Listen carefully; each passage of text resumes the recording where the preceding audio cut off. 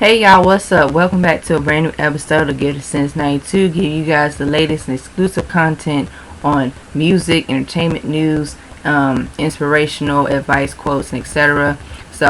Today I will be talking about a new song of the day. I just got finished listening to it a few minutes ago. Bryson Tiller, he just released his new single. It's called Blame, and let's get into it. I love this song. Bryson Tiller, he has been one of like the new refreshing R&B and hip hop artists to come into like the music business. I've been following his music career. He came out a few years ago. I would say around like 2000 and like 14, 15, like somewhere in there. You know, he's been like coming out with something new and different with his music. And I've always have liked his music. It has more of like the gritty of R&B, trap, experimental, soul, and like a hip hop vibe, like with his production. He can rap. He writes his stuff. He's a producer and stuff like that. I like Brian Tiller. I'm sorry, we're gonna mess up this man. Bryson Tiller. Okay, yeah, Bryson Tiller. Okay, I got it. So I like his overall like aesthetic, and he has always to me have been like authentic artist. He never came across as like being an artist just to chase hits, trying to chase trends. He's always been like just set trends, and it's really rare for like artists in general, period, no matter who they are. They just want to make the music that is authentic and relates with them, and I like that with Bryson Tiller. His music, it's like a combination of like vulnerability, emotion, his sensuality and all that great stuff. So it's kind of like with him, he pulls bits and pieces from his life experiences and put it into like his music. And this is really dope. Coming from like a male artist, nowadays, we don't get as much as a variety as we don't really get as much like in terms like just seeing like a different variety of male artists. And Bryson Tiller, he's an example, a perfect example of like standing on his own 2 feet, separating himself from the rest of his peers, which is great. So he's been doing his thing mainstream.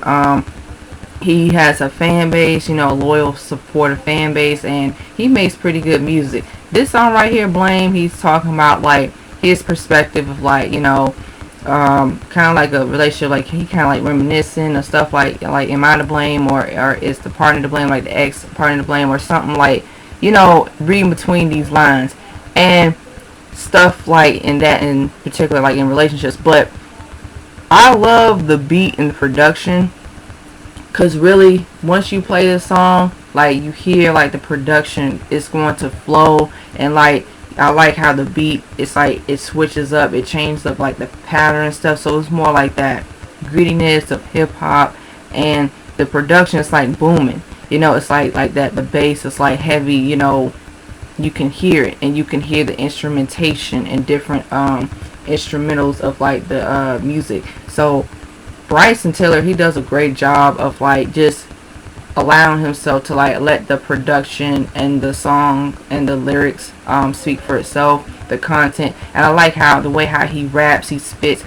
He has his own niche, he has his own flow, so he can really like he's pretty much like in his own lane, and I like that, and I appreciate about Bryson Tiller. And not many artists, like I said, like him, like they get like the recognition and get the same opportunities, because there's more of them out there.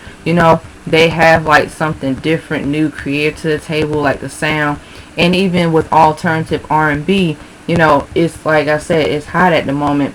But I know other artists that have like carved the sound too, and Bryson Tiller, I would have to throw him in there too, because he really, really took that sound to another level as well. And other like artists that they have created that sound too, and they kind of like, I would say, the sound that from their underground mixtapes to like even their previous albums. So you hear the influences, but it's all good, because hey, we're gonna get inspired by somebody. I'm not here to be like who started who like this, but I'm saying is that I can really remember Bryson Tiller, him coming out, like seriously, people's like, okay, this is somebody new, R&B, hip hop. He has like his own flavor.